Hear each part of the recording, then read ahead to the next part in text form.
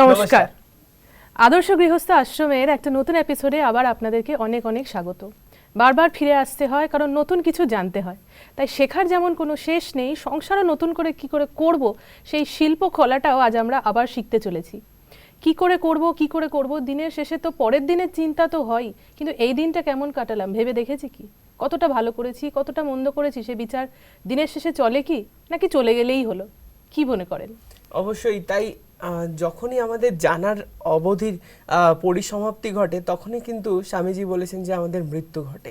তাই নতুন নতুন কিছু জানার এবং ভালো কিছু জানার কিন্তু কখনো শেষ হয় না। তাই চলুন আজকে আমরা আরও বিস্তারিতভাবে জানবো যে আমাদের সমাজটাকে, আমাদের জীবনটাকে কি করে সুন্দর করব এবং আমাদের পরিবারকে কি করে সুন্দর করে আরও অগ্রসর করতে পারবো, সেই বিষয়ে জানার জন্য আমাদের স্টুডিওতে আমাদের দিদিকে এবং আমাদের আরও দুজন বিশিষ্ট অতিথিদেরকে আমরা পেয়েছি। শুরুতেই তাদেরকে আমরা আমাদের অনুষ্ঠানে স্বাগত জানাই। নমস্কার। নমস্কার। আপনাদেরকে আমাদের আদর্শ গৃহস্থ আশ্রম অনুষ্ঠানে স্বাগত জানাই। প্রথমে দাদা আপনার কাছে শুনে নেব, আপনি কোথায় থেকে এসেছেন, আপনার নাম, আর আপনি পেশাগতভাবে কি করেন? আমি লালবাজার বাঁকুড়া থেকে এসেছি। আমার নাম গৌতম কুচিলান। আমি বাসন ব্যবসায়ী, কাঁসা পিতল ব্যবসায়ী। খুব ভালো। আর একটু মাতাজির কাছেও আসি যে আপনার একটু পরিচয় যদি আমাদের দেন। আমার নাম শিলা কুচলান, আমরা বাঁকুড়া সেন্টার থেকে এসেছি। আচ্ছা, তো আপনি জ্ঞানে কতদিন আছেন? প্রায় 2 বছর হতে চললো।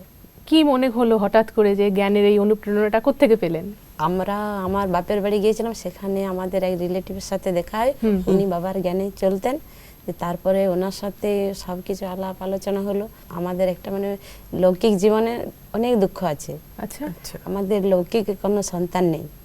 তারপরে উনি বললেন তোমরা দুঃখ করো না, তোমরা বাবার কাছে চলো, দেখো মনের দিক থেকে খুব ভালো থাকবে, দুঃখও চলে যাবে। সেই সূত্রে বাবার কাছে আসে। তো এই যে দুঃখ, সত্যি মায়ের কাছে সন্তানের একটা তো আছেই, কিন্তু এখন সেই দুঃখটা থেকে আপনি কতটা মুক্ত হতে পেরেছেন? যে এত সন্তান আপনাদের আশ্রমে দেখেছি যে প্রচুর ভাই বোনরা আছে না, তো তাদেরকে কি আপনি নিজের সন্তান বানিয়েছেন? এখন আমার থেকেও যারা বড় সবাই আমাকে প্রায় মাতাজি মাতাজি বলে ডাকে। সেখান থেকে আমি অনেক একটা তৃপ্তি ঘটেছে, মনে একটা শান্তি এসেছে। দিদির এই পরিবর্তন আপনাকে অনুপ্রেরণা দিল? আমার তো বাবার জ্ঞানে এসে খুবই ভালো লেগেছে, এবং আমি যখন বাবার জ্ঞানে যখন যাই নাই তখন আমার মনে রাখা চিন্তা, রোগ জ্বালা ছিল। রোগের থেকে এখানে বাবার জ্ঞানে এসে আমি মুক্তি পেয়েছি, খুব ভালো আছি। না প্রত্যেক মাসে মাসে আমার ডাক্তার দেখিয়ে অনেক পয়সা গেছে।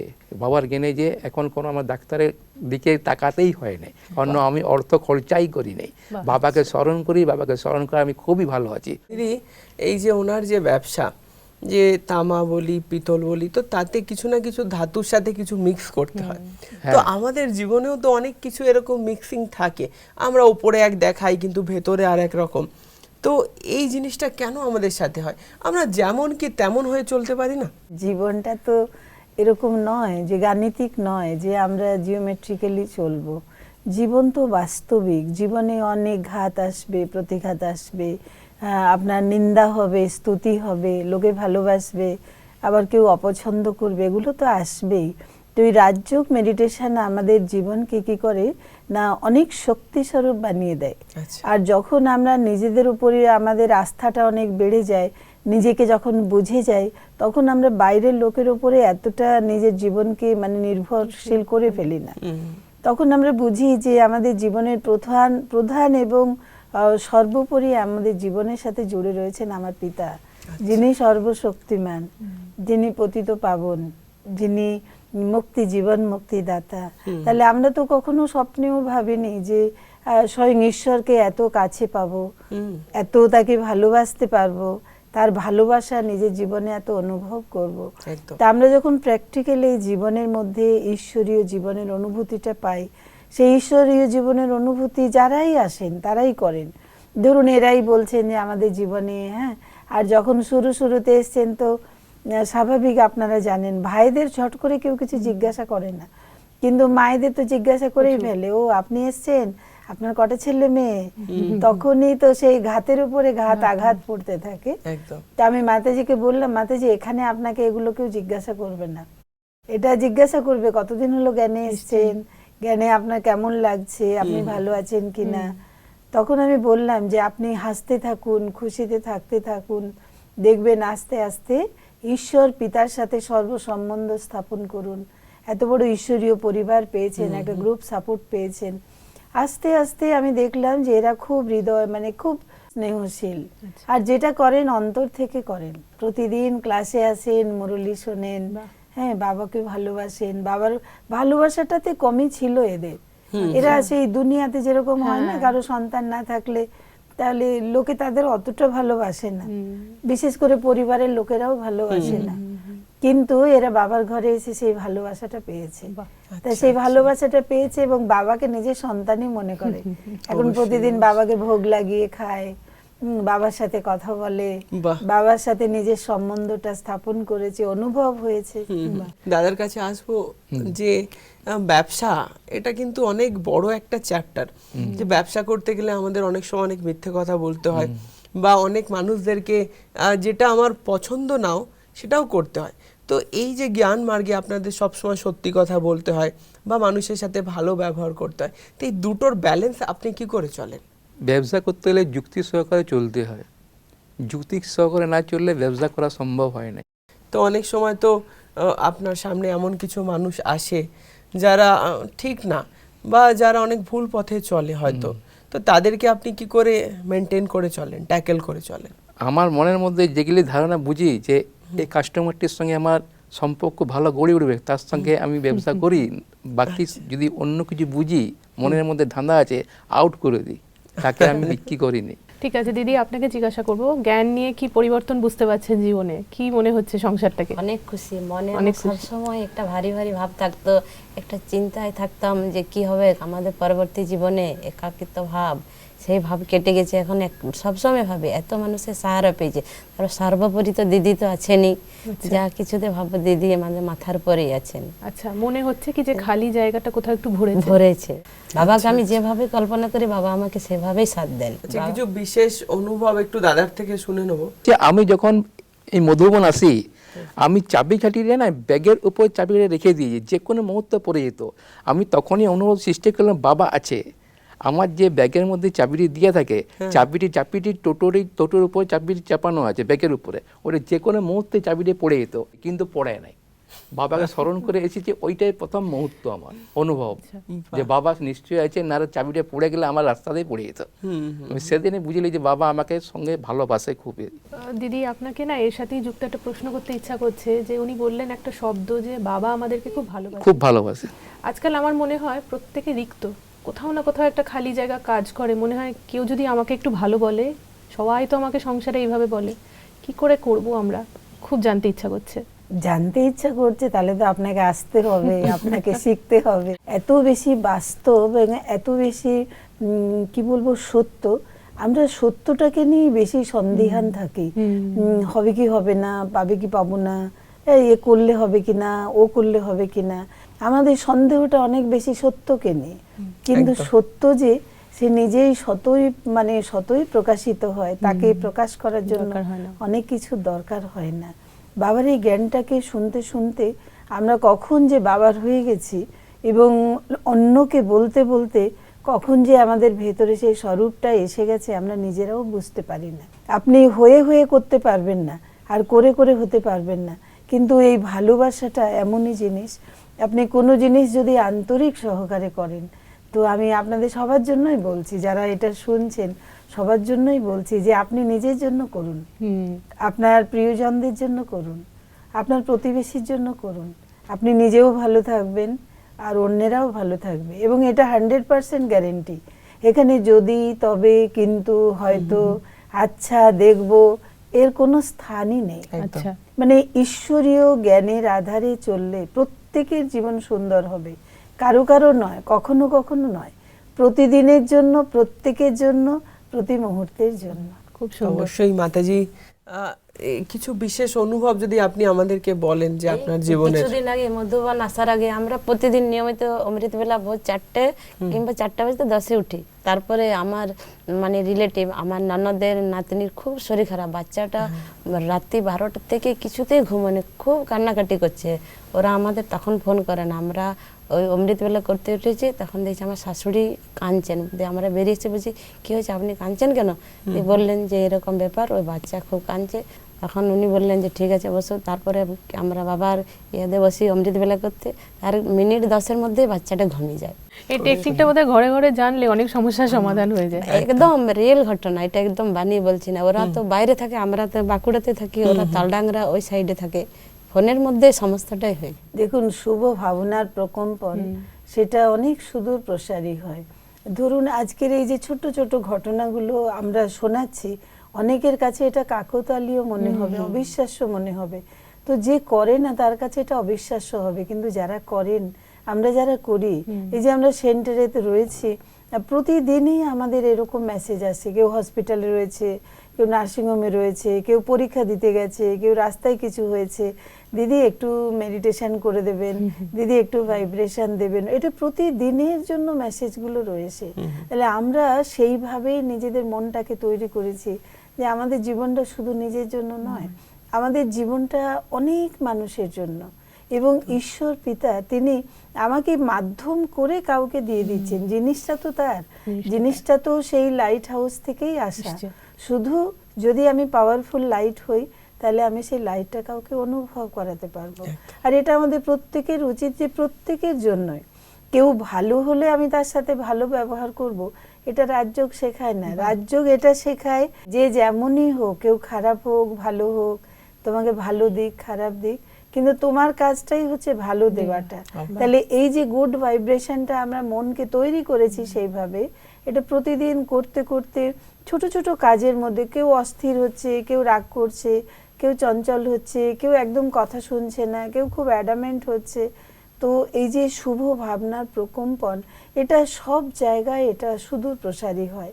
আপনি এখান থেকে নার্সিংহোমে আপনি কেউ প্রিয়জন আছেন, তাকে আপনি এই সুন্দর প্রকম্পনটা পাঠাতে পারেন। আমার মেসেজটা, আমার মনের সংকল্পটা একটা তরঙ্গের মধ্য দিয়ে আমি সেই আত্মার মধ্যে পৌঁছে দিচ্ছি। এটা সম্ভব এবং এটা অবশ্যই বিজ্ঞানসম্মত। এটা তার কাছে কি অনুভব হয় দিদি, আমি যার কাছে পাঠাচ্ছি তার? অবশ্যই অনুভব। এবার দাদার কাছে আসবো, আপনার কিছু জীবনের বিশেষ অনুভব যদি বলেন। 4টা যখন বাজে, ভোর 4টে, তখন নিজের থেকে ঘুম ভেঙে যাবে, এবং যদি না উঠি তখন নিজের থেকে আমার যে দোকানে ঘুটি সাজানো থাকে, প্রত্যেকটি সাজানো থাকে, তো দুমদাম করে পড়ে যায় কেন, ওইটা নিজে আমি বুঝতে পারি না। তখন ভাবি যে বাবা নিশ্চয়ই আমার কাছে এসেছে, তার জন্য জাগিয়ে দিবার জন্য বাচ্চাকে। এটা সত্যি ঘটনা যে একদম একদম ঘটিলে কেন পড়ে? একদম অনেক সকালেও ঘটনা পড়ে আমরা না, লোককে দিনেও বলে পড়ে দিই, না। তো বলার পরে অনেকে আবার বলেছে বলো এইটা না কি করে কাউকে, পড়লে সেই থেকে আর ঘটিগুলো কাউকে মালগুলো আমরা পড়ে বলি যায়। না। তখন বাবার প্রথম জ্ঞানে আসি তখনই হয়েছে, দ্বিতীয়বার আর হয় নাই। দ্বিতীয়বার যখন 3:30 4টে বাজে নিজের থেকে ঘুম ভেঙে যায়, মানে আপনার অভ্যাসটা হয়ে গেছে? অভ্যাসটা হয়ে গেছে, আর কোনো অসুবিধাও আসেনি। খুব ভালো। মাতাজি, একটু আপনার ডেইলি লাইফস্টাইলটা যদি আমাদের সাথে শেয়ার করেন। প্রতিনিয়ত আপনারা দুজন কি করেন, কিভাবে প্রতিদিন চলেন? আমরা সকালবেলায় অমৃত বেলা করি, অমৃত বেলা করে নিজের যা কাজ থাকে কাজ সব করে সেন্টারে নিয়মিত 7টার সময় যাই। এসে পরে আমার ডেইলি রুটিনে আমার বাড়ির সমস্ত কাজ আমাকে নিজে একাই করতে হয়। এসে পরে সব একা একা বাবার স্মরণে করি, কোনো কিছু অসুবিধা হয় না, সব হয়ে যায়। দিদি, আমাদের জীবনে আজকাল শৃঙ্খলা দেখা যায় না, সে সংসারেই বলুন কি বাইরের জগতেই বলুন। রাজযোগ আমাদেরকে শৃঙ্খলা দিয়ে কি করে জীবনটাকে সুচারুভাবে চালনা করতে সাহায্য করে? দেখবেন যে আপনি যে বাড়িতে রয়েছেন, আপনার আশেপাশে যারা রয়েছেন, সোসাইটিতে যারা রয়েছেন, তারা প্রত্যেকেই কিন্তু নিজের নিজের মতেই চলেন। দেখবেন আমরা মানে এই সংসার জীবনে, কর্মজীবনে সবাই নিজের নিজের মতটাকেই প্রাধান্য দেন। একদম। ধরুন স্বামী স্ত্রী আছেন, দুজনেই ভালো, কিন্তু দুজনে দুজনের মতো চলেন। কেউ বলছে যে আমার আর্লি মর্নিং উঠতে ভালো লাগে, তা তুমি উঠবে। তা কেউ বললো যে আমার তো অফিস একটু দূর, পরে আমি একটু পরে উঠলাম, তাহলে তোমার নারাজ হওয়ার তো কিছু নেই। তখন ওই ঘরের শান্তি শৃঙ্খলা বজায় রাখার জন্য কেউ আগে ওঠে, কেউ পরে ওঠে। কিন্তু রাজযোগ মেডিটেশন কিন্তু এটা শেখায় না। এই যদি তবে মানে যেমন তেমন এরকম শেখায় না। রাজযোগ শেখায় যে একটা জীবনের কর্মকুশলতা কিভাবে আসবে, আপনি আপনার জীবনে সুখী কি করে হবেন। তাহলে একটা সুখী সুন্দর হ্যাপি লাইফ নিতে গেলে আপনি ওরকম যেমন তেমন করে চলবেন তাহলে তো হবে না। তাহলে আপনাকে আর্লি মর্নিং উঠতে হবে। এই যে সুন্দর একটা প্রকৃতির শান্ত একটা প্রকৃতির সময়টাকে যদি আপনি ফিল করেন, তাহলে আপনি কখনোই দেখবেন যে আপনি দেরিতে উঠবেন না। যারা আমরা মেডিটেশন প্র্যাকটিস করি, যারা আমরা রোজ মেডিটেশন অভ্যাস করি, আমরা যদি কোনো কারণে শারীরিক কোনো দুর্বলতা দেখিয়ে বা কোনো অলসতা দেখিয়েও যদি আমরা দেরিতে উঠি, আমরা খুব গিল্টি ফিল করি যে আজকের আমি 6টায় উঠলাম, আমার তো 4টায় ওঠার কথা। তখন কেউ হয়তো বলে কোনোদিন তো করো না, অনেক শরীর খারাপ ছিল সেই জন্য, কিন্তু তাও আমরা গিল্টি ফিল করি যে আমাদের সকাল মানেই কিন্তু ওই 3:45। আচ্ছা 4টের মধ্যে আমরা মেডিটেশনে বসে যাই, আচ্ছা কিন্তু অনেক সময় বলি যে ঠিক আছে 4টের সময় উঠবেন, উঠে আপনি ব্রাশ করবেন, ফ্রেশ হবেন, চুল আঁচড়াবেন, তারপরে জল খাবেন, তারপরে বসবেন। দেখুন যদি আপনার বাড়িতে কোনো একটা ভালো মানুষ আছেন, আপনি ঘুম থেকে উঠেই কি তার কাছে চলে যাবেন? আপনি বলবেন একটু ভালো ড্রেসটা করি, চুলটা ভালো করে পরিষ্কার করে নিই, বা একটু জল খেয়ে যাই। ঠিক সেরকম ভাবে আর্লি মর্নিং এ আপনি ভাবুন যে আমি কার সাথে দেখা করতে যাচ্ছি, আমার মনের তার কার সাথে জুড়বে, কি আমি পাবো। তাহলে আপনার যত সম্মান, যত ভালোবাসা থাকবে, ভালোবাসার মানুষের সাথে তো ভালো করেই মানুষ মেশে। নিশ্চয়ই। দেখবেন যদি নতুন নতুন বিয়ে হয়, স্বামী যদি অফিস থেকে এসে বলে ও তুমি আজকে এরকম কেন, ও তুমি চুল আঁচড়াওনি, তুমি টিপ পরোনি, আর বাড়ির লোকেরাও টুকতে থাকবে কি বৌমা টিপটা পরে নাও, বৌমা চুলটা আঁচড়ে নাও, বৌমা তুমি একটা ভালো শাড়ি পরো, সবাই বলে। ঠিক আমরাও কিন্তু নিজেদেরকে শিব সাজন বলি, শিব হচ্ছে না আমাদের সাজন, কি সুন্দর আর আমরা হচ্ছে শিব সাজনী। তো সাজন আর সাজনীর মিলনে কত সুন্দর পোশাক হবে, কত সুন্দর পরিষ্কার পরিচ্ছন্ন বাতাবরণ হবে। যদি আপনি এই রকম গুলো মেনটেন করেন, তো দেখবেন আপনার মনের প্রবাহ কিন্তু সবসময় ওপর দিকেই চলবে, বাহ মানে আপনি খুব লাইট থাকবেন। সেই জন্য দেখবেন যারা আমাদের রাজযোগ অভ্যাস করেন বা যারা বিভিন্ন প্রতিষ্ঠানের সাথে যুক্ত, সবাই কিন্তু বাড়িতে খুব ছিমছাম থাকেন, পরিপাটি থাকেন, আর খুব নিয়ম শৃঙ্খলার মধ্যে চলেন। একটা ঈশ্বরীয় জীবনের অনুভূতি করতে গেলে আপনাকে নিয়ম এবং মর্যাদার মধ্যে আপনাকে চলতেই হবে। অবশ্যই, আর এই অবশ্যই। নিয়ম মর্যাদাটাই হচ্ছে আমাদের জীবনের শোভা। বাহ। এই যে আপনারা শুনছেন যে আদর্শ গৃহস্থ আশ্রম, আমাদের এই যে পরিবারগুলোর কাছে যখন আপনি যাবেন, তো আপনার মনেই হবে না যে এরা ফ্যামিলি, মানে একদম মনে হবে যে একটা মেডিটেশন সেন্টারে ঢুকছি। পরিবারের মধ্যে এত সুন্দর শৃঙ্খলা, জামা কাপড় গোছানো, কিচেন খুব সুসজ্জিত এবং কথাবার্তা খুব মার্জিত, মানে দেখলেই মনে হবে যে এদের মধ্যে পবিত্রতা আছে, বাহ, দেখলেই মনে হবে যে এরা অনেক মর্যাদার মধ্যে চলেন।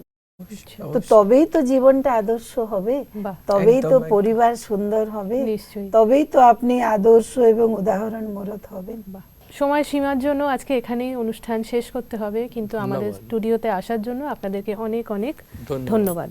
তাহলে আজকে আমরা যে জিনিসটা জানলাম যে আদর্শ, শৃঙ্খলা বা মর্যাদা, তার মধ্যে যদি আমরা থাকি তবেই কিন্তু আমাদের জীবনটা সুরক্ষিত থাকবে।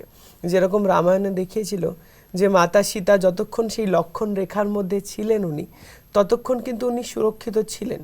কিন্তু যখন উনি লক্ষণ রেখাটা পার করলেন, তখনই কিন্তু রাবণ তাকে এসে ধরলো। তো রাবণের কিন্তু অত ক্ষমতা ছিল না সেই লক্ষণ রেখা পার করে মাতা সীতাকে নিয়ে যাওয়ার। আমাদের জীবনটাও ঠিক তাই, আমরা যতক্ষণ নিজেরা সেই মর্যাদার গণ্ডির মধ্যে থাকবো, ততক্ষণ আমরা সেই মায়ারূপী রাবণ বলি বা অহংকার, লোভ, মোহ যে বিকারগুলো বলছি, সেগুলো থেকে বেঁচে থাকতে পারবো, তাই নয় কি? একদম তাই। আসলে মর্যাদাগুলো আমাদের বড়রা আমাদের ছোট থেকে শিখিয়ে আসে। কেন? কারণ হচ্ছে অভিজ্ঞতা। এই অভিজ্ঞতার কারণেই আমরা জীবনে অনেক ঘাত প্রতিঘাতের কাছ থেকে কিন্তু মুক্তিও পেতে পারি। তাহলে আসুন সংসারটাকে একটা অভিজ্ঞতা সম্পন্ন জায়গা করে তুলি, যেখানে আমি কিছুটা শেখাবো, সে আমাকে শেখাবে, এবং জীবন সত্যিকারের হয়ে উঠবে এক আদর্শ গৃহস্থ আশ্রম। এই শুভ ভাবনা নিয়ে আজকের এপিসোড এখানে শেষ করব, যে আপনারাও আপনাদের মর্যাদাপূর্ণ জীবন নিয়ে এইভাবেই সুন্দরভাবে সংসারটাকে গড়ে তুলবেন। নমস্কার।